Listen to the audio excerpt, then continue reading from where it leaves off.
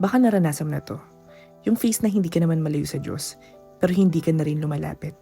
Hindi lantad na suwail sa Diyos, pero hindi seryosong nagbabago.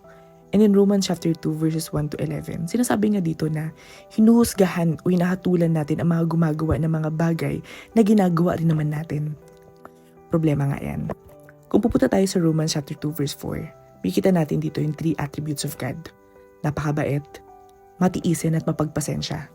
At sinasabi dito na yung kabutihan ng Diyos ay hindi para itolerate tayo sa kasalanan at maging complacent. Ang sinasabi dito, ang kabutihan ng Diyos ang umaakay sa atin upang magsisi at tumalikod sa kasalanan.